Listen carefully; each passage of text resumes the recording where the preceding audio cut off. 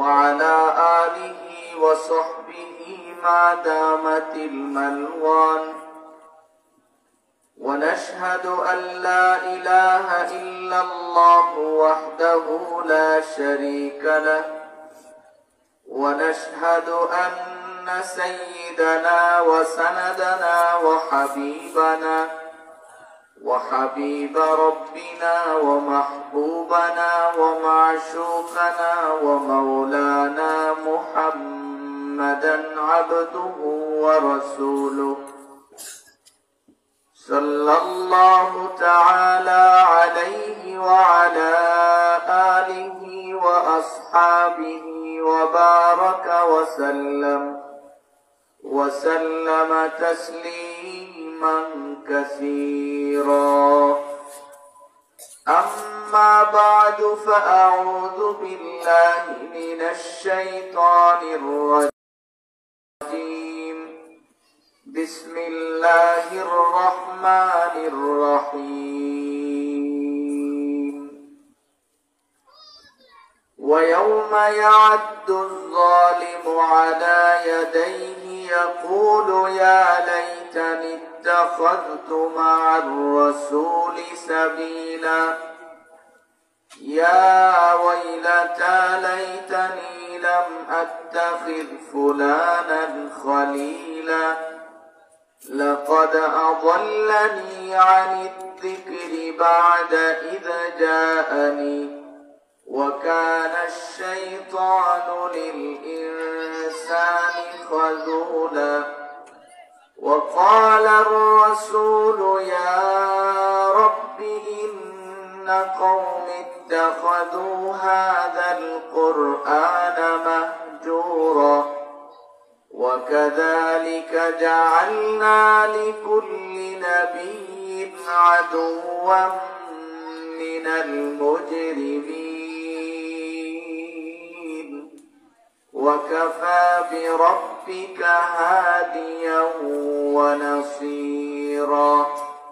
وقال الذين كفروا لولا نزل عليه القرآن جملة واحدة. صدق الله مولانا العظيم، وصدق رسوله النبي الأمي الكريم، ونحن على ذلك من الشاهدين والشاكرين، والحمد لله رب العالمين. اللهم صل على محمد وعلى آل محمد كما صليت على إبراهيم وعلى آل إبراهيم إنك حميد مجيد. اللهم بارك على محمد وعلى آل محمد كما باركت على إبراهيم وعلى آل إبراهيم إنك حميد مجيد.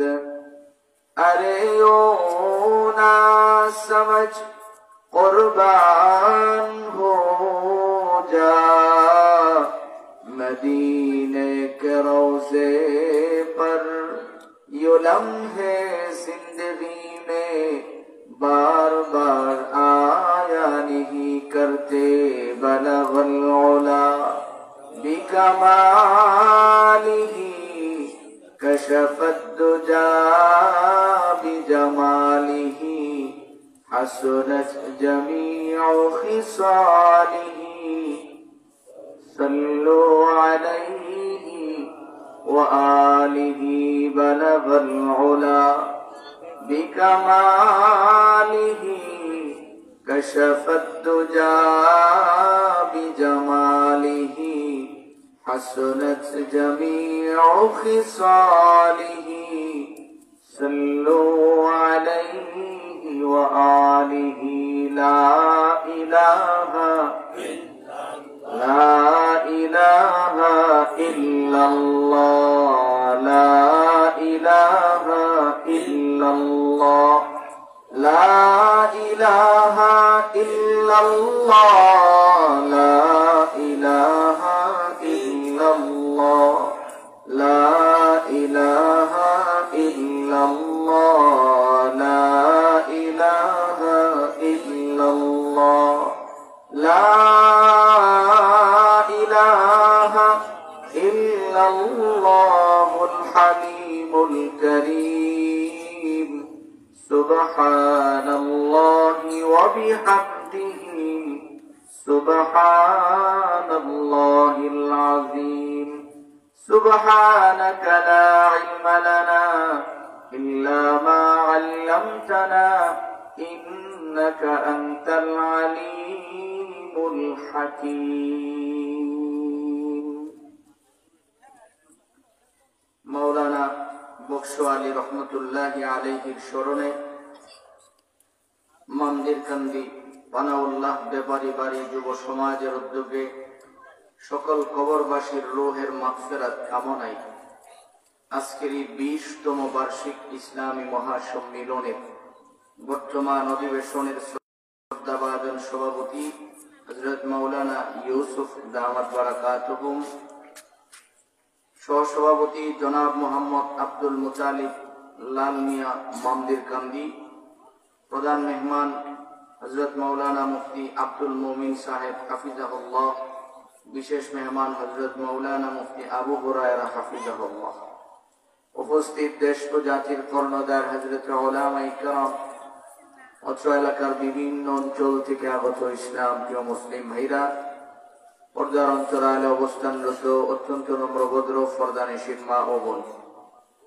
মহান রব্বে কারীমের নিকট শুকর আদায় করছি যিনি অত্যন্ত দয়া করে মেহেরবানি করে আমাদের হায়াতটাকে দীর্ঘায়িত করে সুস্থ শরীরে লম্বা সময় এখানে বসে জমানার শ্রেষ্ঠ মানব উলামায়ে কেরামের জবান থেকে কোরআন ও হাদিসের কিছু কথা শোনার তৌফিক দিয়েছেন। এই জন্য আমরা সকলেই পড়ছি আলহামদুলিল্লাহ।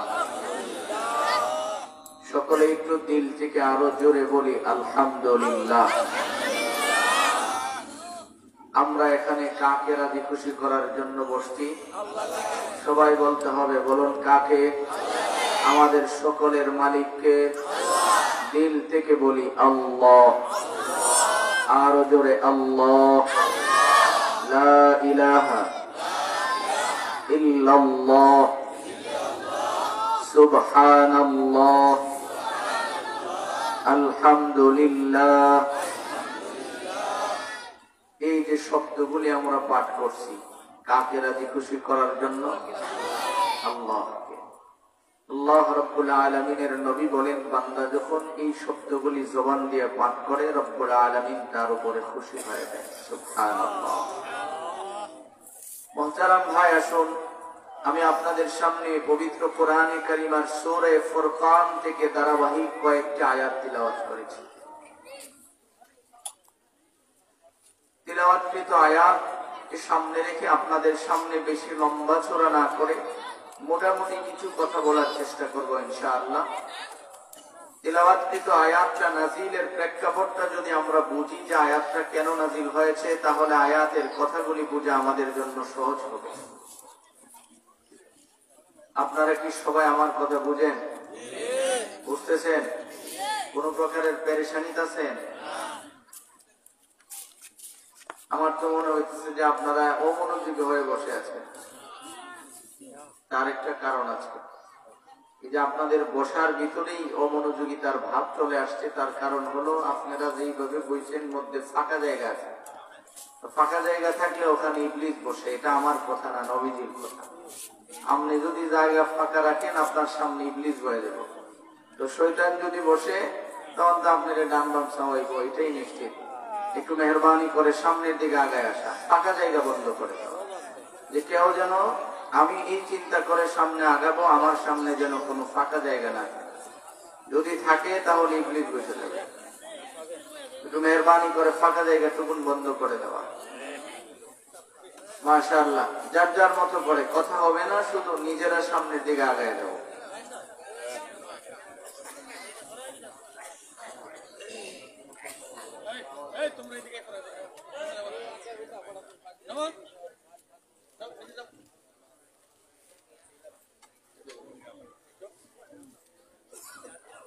আলহামদুলিল্লাহ বলি, আলহামদুলিল্লাহ সবাই বলি আলহামদুলিল্লাহ।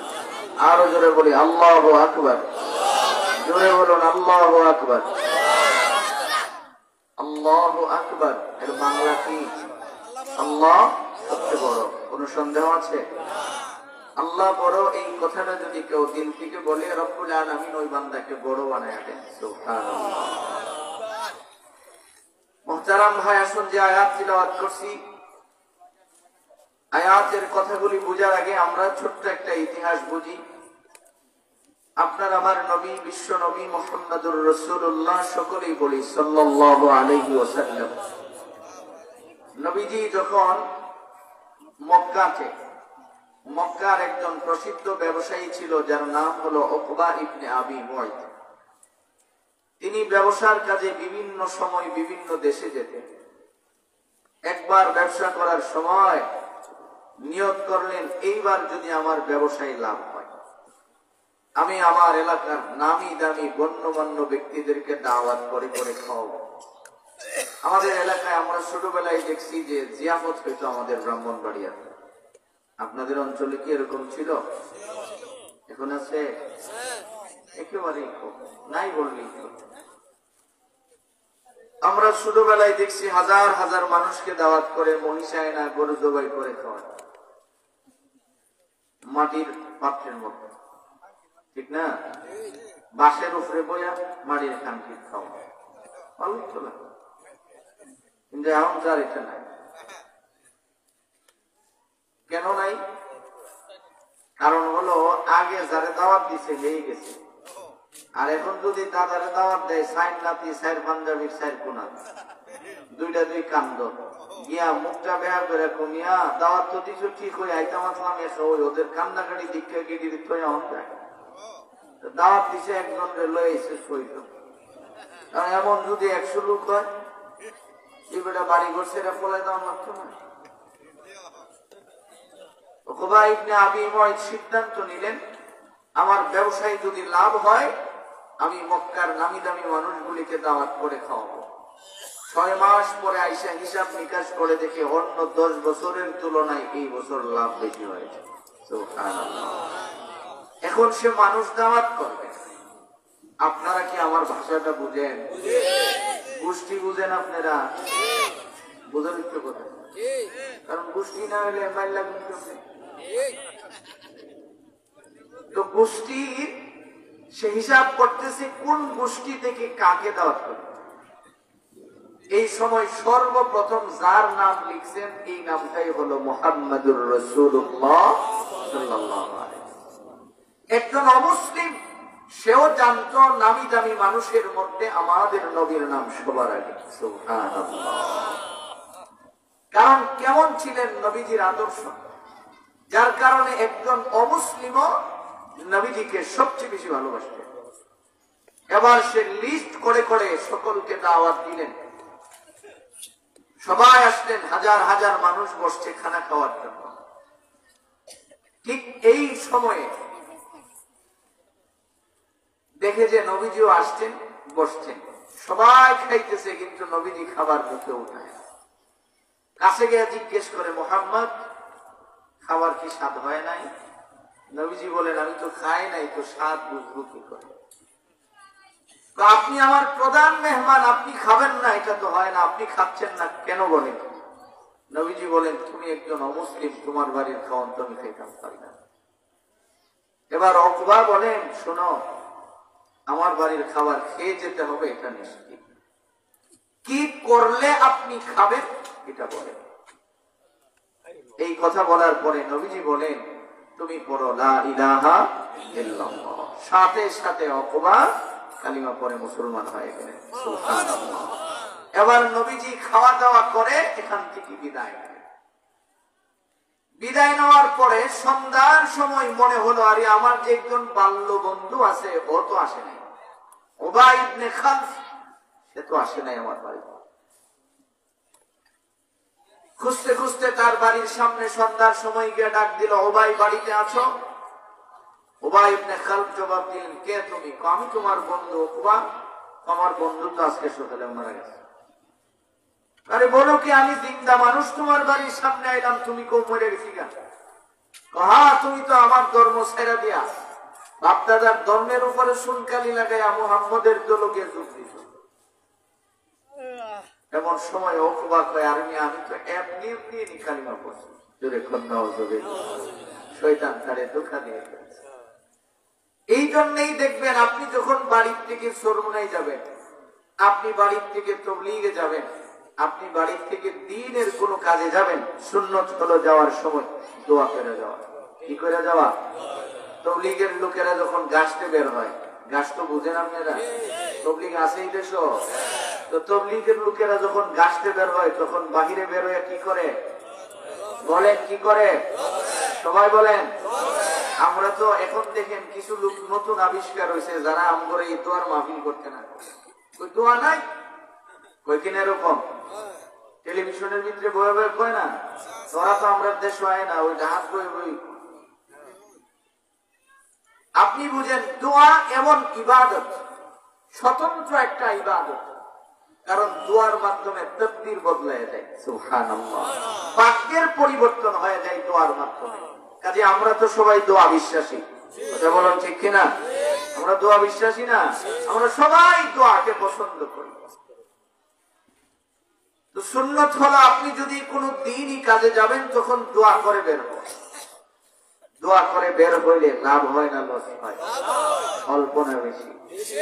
সাইয়েদনা হযরত ওমরের কাছে একদিন এক লোক আসছে, তার সাথে তার ছেলেও আসছে, দুইজন সামনে আসছে।